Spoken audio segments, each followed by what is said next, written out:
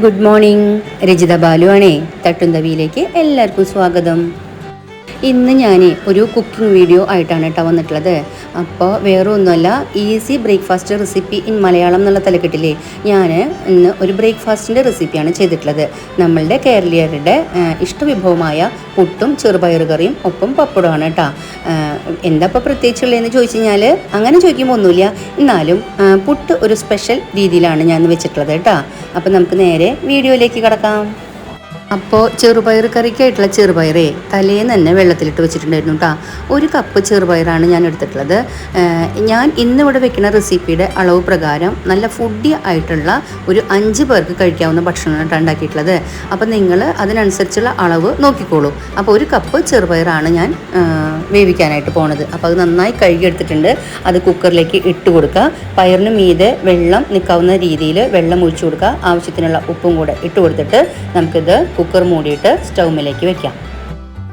ഞാൻ ഒരു കുഴമ്പൻ കൺസിസ്റ്റൻസിയിലാണ് ഈ ചെറുപയർ കറി ഉണ്ടാക്കുക കേട്ടോ. അതുകൊണ്ടാണ് പയറിൻ്റെ മീതെ വെള്ളം നിൽക്കാവുന്ന രീതിയിൽ വെള്ളം ഒഴിച്ചിട്ടുള്ളത്. അതിൽ അല്പം കൂടെ ലൂസ് കൺസിസ്റ്റൻസിയിൽ വേണമെന്നുണ്ടെങ്കിൽ കുറച്ചും കൂടെ വെള്ളം ആഡ് ചെയ്താൽ മതി കേട്ടോ. അതായത് പയർ വേവിക്കുമ്പോൾ, അല്ലെങ്കിൽ പിന്നെ നമ്മൾ താളിക്കണ സമയത്ത് വെള്ളം തിളപ്പിച്ചത് ചേർക്കണം, പച്ചവെള്ളം ചേർക്കരുത് കേട്ടോ. അപ്പോൾ പിന്നെ നമ്മുടെ ചെറുപയർ വെന്ത് വരട്ടെ. അപ്പോഴേക്കും നമുക്ക് നമ്മുടെ പുട്ടിന് ആവശ്യമായിട്ടുള്ള ക്യാരറ്റും സവാളയും പച്ചമുളകൊക്കെ എടുത്ത് വയ്ക്കാം. അപ്പോഴേ ഇന്നത്തെ പുട്ട് സ്പെഷ്യലാണെന്ന് പറഞ്ഞല്ലോ ഞാൻ. അപ്പോൾ അതിനായിട്ട് പുട്ട് കുഴയ്ക്കണ പുട്ടുപൊടി ഉണ്ടല്ലോ, അതിൽ ചേർക്കാനുള്ളതാണ് കേട്ടോ ഈ സവാളയും ക്യാരറ്റും പച്ചമുളകൊക്കെ. അപ്പോൾ 1 സവാളയും 1 ക്യാരറ്റും 4ഓളം ചെറിയ പച്ചമുളകാണ് ഞാൻ എടുത്തിട്ടുള്ളത്. ഇതൊക്കെ വൃത്തിയാക്കി വെച്ചിട്ടുണ്ട്. അപ്പോൾ സവാള വലിയ കഷ്ണങ്ങളാക്കിയിട്ട് മുറിച്ചിട്ട് ചോപ്പറിൽ ഇട്ട് കൊടുക്കുകയാണ്. അതുപോലെ ക്യാരറ്റ് മുറിച്ച് കഷ്ണങ്ങളാക്കിയിട്ട് ഇട്ട് കൊടുക്കുകയാണ്. പച്ചമുളക് മുറിക്കാതെ തന്നെയാണ് ഞാൻ അതിലേക്ക് ഇട്ട് കൊടുത്തിട്ടുള്ളത് കേട്ടോ. എന്നിട്ട് ഇത് നന്നായിട്ടൊന്ന് ചോപ്പ് ചെയ്യുക. നമ്മൾ പറയില്ലേ കൊത്തി അരിഞ്ഞ പോലെയെന്ന്, ആ ഒരു പാകത്തിൽ ഇത് നമുക്കൊന്ന് ചോപ്പ് ചെയ്തെടുത്തിട്ട് വരാം. അപ്പോഴേ നമ്മൾ ഫൈനായിട്ട് ഇത് ചോപ്പ് ചെയ്തെടുത്തിട്ടുണ്ട് കേട്ടോ. അത് വേറൊരു പാത്രത്തിലേക്ക് ഇട്ട് കൊടുക്കുക. ഇനി നമുക്കിത് ഡയറക്റ്റ് പുട്ടുപൊടിയിലേക്ക് ചേർക്കാൻ പറ്റില്ല. ഇതിനെ ഒന്ന് നമ്മൾ വാട്ടിയെടുക്കണം, അല്ലെങ്കിൽ വഴറ്റിയെടുക്കണം. അപ്പോൾ അതിനായിട്ട് സ്റ്റൗ കത്തിച്ച് സ്റ്റൗ ഒരു ചീഞ്ചട്ടി വെച്ചു. ചീഞ്ചട്ടി ചൂടായപ്പോൾ അതിലേക്ക് 2 സ്പൂണോളം വെളിച്ചെണ്ണ ചേർത്തിട്ടുണ്ട്. വെളിച്ചെണ്ണ ചൂടായപ്പോൾ അതിലേക്ക് നമ്മൾ ചോപ്പ് ചെയ്ത് വെച്ചിട്ടുള്ള ഈ വെജിറ്റബിൾസ് ഇട്ട് കൊടുക്കുക. അല്പം ഉപ്പിട്ട് കൊടുത്തിട്ട് ഇത് ജസ്റ്റ് ഒന്ന് വഴറ്റിയെടുക്കുക കേട്ടോ. നന്നായിട്ട് വേവാൻ പാടില്ല. ഇത്രയും വെജിറ്റബിൾസിന് 2 സ്പൂണോളം വെളിച്ചെണ്ണ ധാരാളമാണ് കേട്ടോ.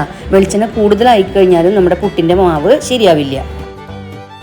നമുക്ക് ഒരു 2 മിനിറ്റ് കഴിയുമ്പോൾ ഇതിലേക്ക് അല്പം കറിവേപ്പില പിച്ചി നുറുക്കിയിട്ട് കൊടുക്കുക. അതുപോലെ തന്നെ നന്നായിട്ടൊന്ന് മിക്സ് ചെയ്തതിന് ശേഷം 2 പിടുത്തം തേങ്ങ ചെരുകിയതും കൂടെ ചേർത്ത് അതും കൂടെ ഒന്ന് മിക്സ് ചെയ്യുക.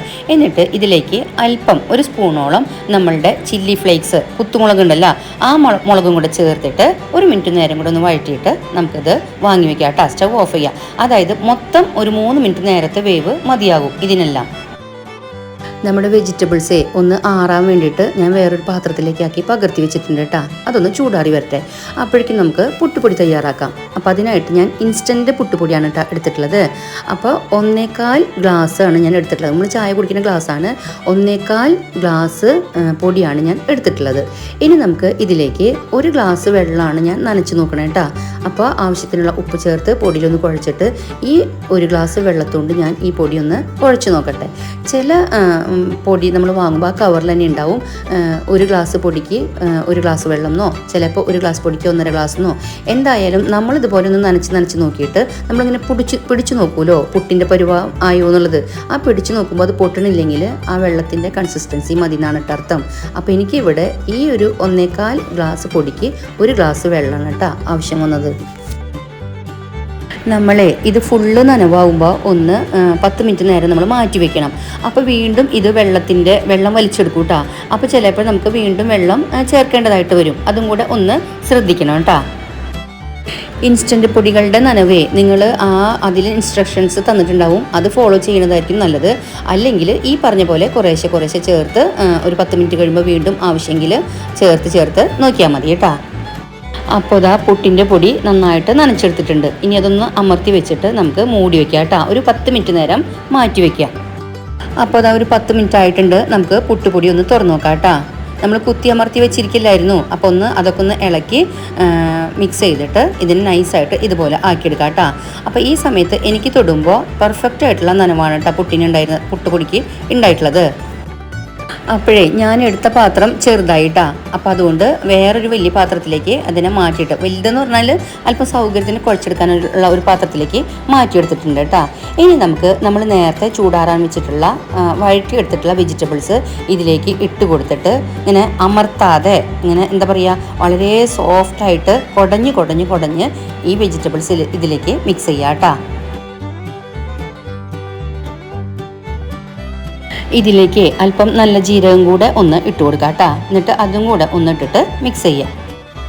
അപ്പോൾ അതാ നമ്മുടെ പുട്ടുപൊടി തയ്യാറായിട്ടുണ്ട് കേട്ടോ. ഇനി നമുക്ക് ഞാൻ സ്റ്റൗമ പുട്ട് കുടുക്കയിൽ വെള്ളം വെച്ചിട്ടുണ്ട്. ഇനി നമുക്ക് ഈ കുറ്റിയിലേക്ക് ആദ്യം അല്പം നാളികേരം, പിന്നെ ആ കുറ്റിയുടെ ഒരു പകുതിയോളം നമ്മുടെ പുട്ടുപൊടി, അതുപോലെ വീണ്ടും നാളികേരം, പിന്നെ ബാക്കി ഫുള്ള് ആവാവുന്ന രീതിയിൽ വീണ്ടും പുട്ടുപൊടി, വീണ്ടും അതിൻ്റെ മീതെ നാളികേരം, അങ്ങനെ ലെയറായിട്ട് നമുക്കത് നിറച്ചതിന് ശേഷം പുട്ടുകുടുക്കയുടെ മീതേക്ക് വെച്ച് കൊടുക്കാം കേട്ടോ. കുറ്റി വെച്ചതിന് ശേഷം അതിൻ്റെ അടപ്പും കൂടെ ഇട്ട് കൊടുക്കാം കേട്ടോ. എന്നിട്ട് കുറച്ച് കഴിയുമ്പോൾ ആ അടുപ്പിൻ്റെ ദ്വാരങ്ങളിൽ കൂടെയൊക്കെ നന്നായിട്ട് ആവി തള്ളാണത് നമുക്ക് കാണാം. കണ്ടില്ലേ? അപ്പോൾ നമുക്ക് ഒരു 2 മിനിറ്റും കൂടെ വെയിറ്റ് ചെയ്യുക. 2 മിനിറ്റ് കഴിഞ്ഞിട്ട് ആ അടപ്പൊന്ന് തുറന്ന് നോക്കുമ്പോൾ നമുക്ക് കാണാം നമ്മൾ ഫുള്ളായിട്ട് ഇട്ടിട്ടുണ്ടായിരുന്ന പുട്ടിൻ്റെ മാവ് 1 ഇഞ്ചോളം താഴ്ന്നിട്ടുണ്ടാവും. കണ്ടില്ലേ? നല്ല പരുവാണ്. ഇപ്പോൾ അതിൻ്റെ സമയം കേട്ടോ. നമ്മൾ എക്സ്പീരിയൻസിൻ്റെ അടിസ്ഥാനത്തിലാണ് കേട്ടോ കൈയൊക്കെ ഇട്ട് നോക്കുന്നത്. അങ്ങനെ താഴ്ന്നു പോകും. ആ സമയത്ത് നമുക്ക് ഇത് വാങ്ങാം കേട്ടോ. അടുപ്പത്തുനിന്ന് വാങ്ങിയിട്ട് ഇലയിലേക്കോ പ്ലേറ്റിലേക്കോ നമുക്ക് ഈ പുട്ട് കുത്താം. നമ്മൾ അടുപ്പത്തുനിന്ന് വാങ്ങണ സമയത്തൊക്കെ നല്ല സൂപ്പർ സ്മെല്ലാണ് കേട്ടോ. ഇതിന് ശരിക്കും പറഞ്ഞാൽ കറി വേണ്ട. എന്നിരുന്നാലും ഞാനൊരു ബ്രേക്ക്ഫാസ്റ്റ് റെസിപ്പി അല്ലേന്ന് വെച്ചിട്ടാണ് കറിയൊക്കെ കൂടെ ചെയ്തിട്ടുള്ളത് കേട്ടോ. അപ്പോൾ ഇനി നമുക്ക് പുട്ട് പാകമായിട്ടുണ്ട്. ഇനി നമുക്ക് ആ കറിയും കൂടെ ഒന്ന് കാച്ചിയെടുക്കണം. അപ്പം നമ്മുടെ ചെറുപയർ അവിടെ വെന്തിരിക്കുന്നുണ്ട്. അതൊന്ന് താളിക്കാനായിട്ടേ 12ഓളം ചെറിയ ഉള്ളിയും 5 വെളുത്തുള്ളി അല്ലിയും ആവശ്യത്തിന് കറിവേപ്പിലയും 1 കപ്പോളം ചെറിയ തേങ്ങയാണ് എടുത്തിട്ടുള്ളത്. അതുപോലെ തന്നെ നമ്മുടെ പയർ വെന്ത് വന്നിട്ടുണ്ട്. ഞാൻ നേരത്തെ പറഞ്ഞല്ലോ, ഞാൻ കുഴമ്പൻ കറിയായിട്ടാണ് എടുത്തിട്ടുള്ളത്. ഒറ്റ വിസിൽ അടിച്ചുള്ളൂ, തലേന്ന് വെള്ളത്തിലിട്ടിട്ടുണ്ടായിരുന്നത്. അപ്പോൾ നമുക്ക് ചീഞ്ചട്ടി സ്റ്റൗമ വയ്ക്കുക. ചീഞ്ചട്ടി ചൂടാവുമ്പോൾ അതിലേക്ക് ആവശ്യത്തിനുള്ള വെളിച്ചെണ്ണ ഒഴിച്ചു കൊടുക്കുക. വെളിച്ചെണ്ണ ചൂടാവുമ്പോൾ ആദ്യം നമുക്ക് കടുക് പൊട്ടിക്കുക, പിന്നെ അല്പം ജീരകം പൊട്ടിക്കുക. അതിനുശേഷം നമ്മളെടുത്ത് വെച്ചിട്ടുള്ള ചതച്ച് വെച്ചിട്ടുള്ള ഉള്ളിയും വെളുത്തുള്ളിയും ഇട്ട് കൊടുക്കുക. നന്നായിട്ടൊന്ന് വഴറ്റി കൊടുക്കുക. 2 വറ്റൽമുളകും കൂടെ പൊട്ടിച്ചത് ഇട്ട് കൊടുത്തിട്ട് നന്നായിട്ട് ഇതൊന്ന് വഴറ്റിയെടുക്കുക കേട്ടോ. ഉള്ളിയൊക്കെ നന്നായിട്ടൊന്ന് മൂത്ത് വരണം. ഉള്ളി നന്നായി മൂത്ത് കഴിഞ്ഞാൽ അതിലേക്ക് ആവശ്യത്തിനുള്ള കറിവേപ്പില ഇട്ട് കൊടുക്കുക. ഒന്ന് മിക്സ് ചെയ്യുക. അതിനുശേഷം 1 സ്പൂണോളം ചതമുളക് ചേർത്ത് കൊടുക്കുക. അതുപോലെ തന്നെ ഏകദേശം 1 സ്പൂണോളം മുളക് പൊടി ചേർത്ത് കൊടുക്കുക. 1/4 സ്പൂണോളം മഞ്ഞൾപ്പൊടിയും കൂടെ ചേർത്തിട്ട് നന്നായിട്ട് അതിൻ്റെയൊക്കെ പച്ചമണം പോകണം വരെ ഒന്ന് നന്നായിട്ട് മിക്സ് ചെയ്യുക. അതിനുശേഷം നമ്മൾ എടുത്തു വെച്ചിട്ടുള്ള 1 കപ്പ് തേങ്ങ ചെറുകിയതും കൂടെ ചേർത്ത് തേങ്ങയുടെ പച്ചമണം ഒന്ന് പോയി ചെറുതായിട്ടൊന്ന് മുരിയണം വരെ ഇതിലിട്ടിട്ടൊന്ന് മൂപ്പിച്ചെടുക്കുക. അപ്പോഴേ നമ്മുടെ മസാലകളൊക്കെ നന്നായിട്ട് മൂത്ത് വന്നിട്ടുണ്ട് കേട്ടോ. തേങ്ങയും മുളകും മഞ്ഞളും ഒക്കെ നന്നായി മൂത്ത് വന്നിട്ടുണ്ട്. അതിലേക്ക് നമ്മൾ വേവിച്ച് വെച്ചുള്ള കറി ഒഴിച്ചു കൊടുക്കുക. നന്നായിട്ട് മിക്സ് ചെയ്യുക. ഉപ്പൊക്കെ കുറവാണെങ്കിൽ ചേർത്ത് കൊടുക്കുക. എന്നിട്ട് നമുക്ക് സ്റ്റൗ ഓഫ് ചെയ്യാം കേട്ടോ. ഈ സമയത്ത് വേണമെങ്കിൽ അല്പം കറിവേപ്പിലയും കൂടി ഇട്ട് കൊടുത്താൽ നന്നായിരിക്കും കേട്ടോ. പപ്പടം ഇല്ലാണ്ട് എന്ത് പുട്ടെന്ന് എൻ്റെ ബാലു ചോദിക്കും കേട്ടോ. അപ്പോൾ അതുകൊണ്ട് കുറച്ച് പപ്പടം ഇതുപോലെ സ്ക്വയർ ഷേപ്പിൽ കട്ട് ചെയ്തിട്ടേ പപ്പടം കൂടെ ഒന്ന് വറുത്തെടുക്കാമെന്ന് വിചാരിച്ചു കേട്ടോ. അപ്പോൾ നമ്മുടെ ഇന്നത്തെ ബ്രേക്ക്ഫാസ്റ്റിനുള്ള എല്ലാ വിഭവങ്ങളും തയ്യാറായിട്ടുണ്ട് കേട്ടോ. നമ്മളിത് വീഡിയോയിൽ കാണുമ്പോൾ വിചാരിക്കും എന്തോരം സമയമാണ്. ഇല്ല കേട്ടോ, നമ്മൾ വളരെ ഐഡിയയിലാണല്ലോ ഓരോ കാര്യങ്ങൾ ചെയ്യുന്നത്. അപ്പോൾ വളരെ ഹെൽത്തിയസ്റ്റ് ആയിട്ടുള്ളതും അതുപോലെ തന്നെ ടേസ്റ്റി ആയിട്ടുള്ളതുമായ നമ്മുടെ ഈസി ആയിട്ടുള്ളതുമാണ് കേട്ടോ ഉണ്ടാക്കാനായിട്ട്. നമ്മുടെ ബ്രേക്ക്ഫാസ്റ്റ് ഇവിടെ തയ്യാറായിട്ടുണ്ട് കേട്ടോ. നോക്കറി പുട്ട് എന്ന് പറഞ്ഞിട്ട് ഞാൻ ഈ ഒരു റെസിപ്പി മുന്നേ ചെയ്തിട്ടുള്ളതാണ്. കുട്ടികൾക്കും ഇത് ഇഷ്ടമാവും കേട്ടോ. നമ്മളൊരു വെറൈറ്റി ആയിട്ട് കുട്ടികൾക്ക് ചെയ്ത് കൊടുക്കുമ്പോൾ അവർക്കും ഇത് നല്ല ഇഷ്ടമാവും. അപ്പോഴേ ഇന്ന് എൻ്റെ ബ്രേക്ക്ഫാസ്റ്റിൻ്റെ റെസിപ്പി ഇഷ്ടമായി തന്നെയാണ് കേട്ടോ ഞാൻ വിശ്വസിക്കുന്നത്. ഇഷ്ടമായിട്ടുണ്ടെങ്കിൽ ലൈക്ക് ചെയ്യാനും കമൻറ്റ് ചെയ്യാനും ഷെയർ ചെയ്യാനും ചാനലൊന്ന് സബ്സ്ക്രൈബ് ചെയ്യാനും മറന്നു പോകരുതേ. നമുക്ക് ഇനിയും അടുത്ത വീഡിയോകളിലൂടെ കാണാം. അതുവരേക്കും നന്ദി, നമസ്കാരം.